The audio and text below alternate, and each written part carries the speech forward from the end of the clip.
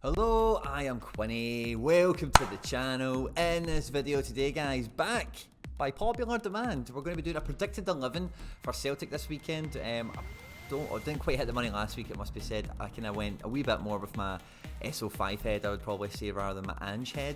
So in this video today, I've been all over the internet. I've been talking to everyone who I know who follows Celtic and watches Celtic. I'm trying to just get my head around what is going to happen this weekend, what sort of team are we going to see. If you didn't catch it earlier in the week, I released a video, 4 things that I want to see from Celtic before the end of the season.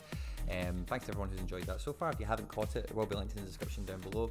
But in this video today, we'll be going through the team that should be playing Hearts at the weekend. I'll be giving my thoughts on that and expectations. At any point in the video today, guys, if you do laugh, you learn, you like something or whatever, please do like and subscribe and share and retweet and all that good stuff, guys. Stay out of trouble and let's get stuck into it. If you could hit the subscribe button, I do daily global football content, everything from Wonder Kids and Rising Star Managers to fantasy football and watch-alongs. That will also automatically enter you into my April giveaway. A rare new season edition MLS Cup champion Anton Tinnerholm and 2 limited goalkeepers. If you want to stick around to the end of the video, we'll get into all the giveaway stuff again there. Now, the reason I'm getting so many headaches and why I'm so torn on, I think everyone's widely accepting, probably for the Hearts game, myself included, when it's all said and done, to be quite honest with you, is going to be a copy and paste effort perhaps in the week before, and it's probably just going to be like Rogic for O'Reilly, a dead simple change like that. But knowing what Ange has done at his previous team, and even when we go back and we look at all the statistics for it, Ange was appointed Yokohama manager in December 2017, so the first kind of line of credentials for statistics we've got is from 2018 onwards. You can see the primary formation that Yokohama played is basically the formation you see Celtic playing now in terms of the 4-3-3 and how the midfield is set up. But then the second most common formation was this more 4-2-3-1 kind of effort that I was speaking about in the other video, that I think that's a shape that might come out, because as you'll see, throughout his success in Japan, winning leagues and Champions League games and all that kind of stuff, the 4-3-3 shape has went down as times went on, and then it's been exemplified more into this kind of shape. And I think we've seen 22% here. There's also a more defensive one. If you're playing bigger competitions or whatever, maybe that's another kind of thing to go for. Because again, looking at the manager and how he's built the team so far, he's came from Japan, right? And this is the last season there. 60% of the time that was the formation that was played, is that kind of 4-2-3-1. And the one here in that kind of attacking mid, that's more of a player. Maeda was on the left, but typically that is a kind of player like him as well, that is like a forward as an attacker rather than a midfielder per se. And the reason I think that's so important when it is trying to think about where Celtic are going, what direction we're moving in, and the kind of level that we could be setting when we are in full flow, is when Ange came in, the first thing he's wanted to do is buy 3 guys that he knew right away. He wanted to buy Maeda, Kyogo and Rio, as we know, and Ideguchi I think was just happenstance, good deal for a good player kind of thing. So when he's came in, put yourself in that situation. You're in a rural league that's way under-scouted and way underestimated, and you think that guy is a killer, that guy's a killer, that guy's a killer. I'm going to bring them in and I will play this type of football that I know I can get a good tune out of, which would have been exactly what he was doing at Yokohama, because Maeda comes from that team and knows what he's all about. And if you remember Ange's quotes when he signed Kyogo, he said he used to ask his players, who was the toughest player to play against or who they hated playing against, and it was Kyogo. So he's just went, I'm going to take the best player for this shape and for this system that I want to play in. But what Ange couldn't legislate for was Giakoumakis and Jota and Abada, because he had, for all intents and purposes, he had no control, no say over those transfers. They were like club scouted targets and purchases that we went and made. I'm sure he'd have greenlit them and authorised them, don't get me wrong, but it's not as if he's come into Celtic and went, I'm going to sign Jota and Giakoumakis. You know what I mean? The same way where he's brought the guys that he does know in, that they are going to be part of what he envisages to be the strongest 11, and then these disruptor signings, if you like Giakoumakis and Abada and Jota, guys that give him a real good selection problem. It's just then about who's the best then for the shape sort of thing.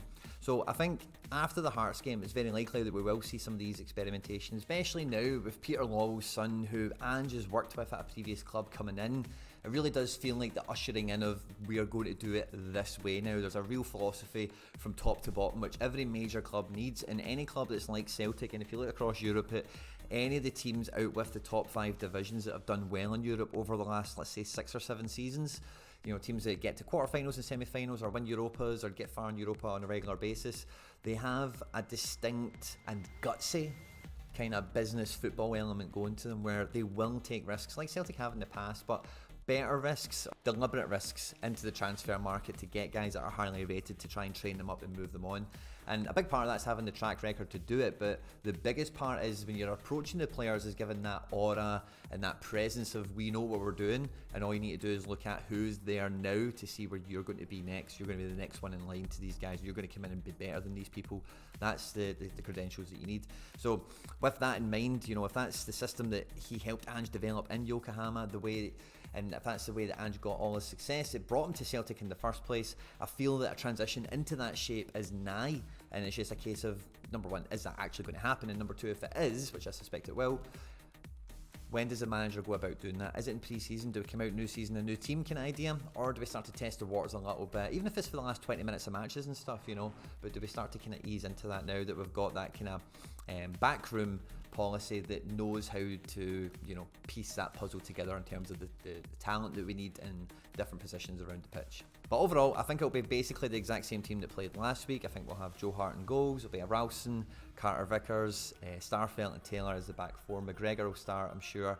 I'm pretty sure, I think I'm convinced myself now that Rio Hatate will start, and subsequently I've put him into my All-Star Super Rare team this game week with the rest of my Celtic boys.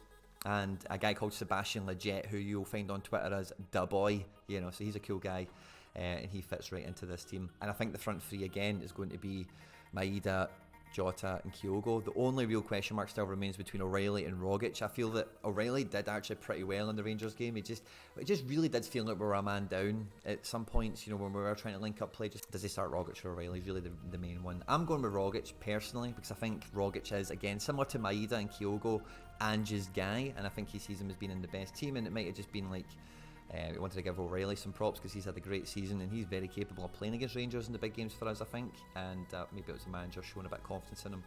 But I think for the Hearts game, he might just try and go with his best team, which is generally what he always does, and I think he'll probably see Rogic in his best team at this moment in time over O'Reilly. What I would very much like to see, but, is Rio Hatate getting dropped and O'Reilly and Rogic playing together. Now, I know this didn't work before, but when I see the way O'Reilly played against Rangers, you know, it's a very similar, the way O'Reilly plays is like Rogic with legs in essence. I think that's the kind of stereotype we're happy to label on him.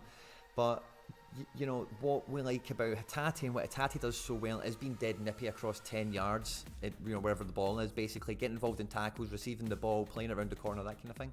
And O'Reilly's just as capable, in my opinion, of doing that as Hatate. Now, where O'Reilly drops out is he's not got the pace over 15-20 yards that Hatate has and beyond, of course. And when you're worried about quick counter-attacks, that's a problem. So do we expect quick counter-attacks from Hearts? I'm not a Hearts expert, so I don't know if that's something to worry about. If you think it is, then you'll probably be able to answer that question better than I. But that aside, I think Riley and Rogic can play together, and I think in the right team, and especially with, like, as I say, the way I'm torn is because it feels to me that Rio Hatate and maybe a little bit Maeda should be dropped on merit, and it's not necessarily the merit that they're stinking the place out or whatever, and there's different things for both of them. Maeda got an assist against Rangers, of course, but Abada's just won Young Player of the Year. He's had a stellar season. There's no real reason he's not in the team. Same with Giakoumakis, and again, same with O'Reilly, Rogic. Kind of Turnbull as well. Turnbull just came back from injury. There's no real reason he's out the team either. So because Ange is just about full throttle as well, boot on the throat, we never give in, these guys are raring to go, and sometimes, like, he has left Hatate in a little bit longer, and maybe, yeah, he has preferred Maeda when everyone's been fit a wee bit too much to this point, and it's like, well, the season's pretty much wrapped up, everyone's feeling good. These guys are hot on form still. There's no real reason they're not in the team. So the team, I think, I would think on meritocracy would probably be named the same back six in essence once you get up to Callum McGregor. But then in midfield, I would want to see O'Reilly and Turnbull, and then a front three of Jota, Giakoumakis and Kyogo. That would be fun. That would be really fun, you know. And then through the game, we can make all the subs and we can bring other people on and we can change whatever, yada yada. But I think that would be a great shape to see, be great fun as well. It's never going to happen, especially the midfield. Maybe the front three, because Ange did tease Kyogo and GG together. And when you look at Kyogo's, you know, Kyogo can play wide, Kyogo can come inside and play little touches as well, even when he starts off in that wide position, because Ange is quite happy for these guys to come right into the middle of the pitch and get involved and play. So that's why I'm kind of torn, because I think that would be a great team to play. I could imagine them playing, especially the front three, and even, like, if I imagine the front three is a practical midfield that would complement that, I would actually imagine the manager could play would be McGregor, Rogic and Rio, probably then at that stage. You play those three, and then that front three, that could be interesting as well. Let me know your thoughts in the comment section down below, guys, what you think the team will be. I think the manager is just going to do the thing that we expect him to do, but I'm hopeful that I see some of the things I would like to see. Don't forget to like, subscribe and share and retweet and all that good stuff, guys. Stay out of trouble, and I'll catch you on the next one. Take care. Bye-bye. Let's get into all the giveaway stuff before I let you go. I'm still doing monthly giveaways, and I'm making it easier to enter. If you want to be entered to win this month's prize or any future giveaways here at the channel, all the same rules will always apply.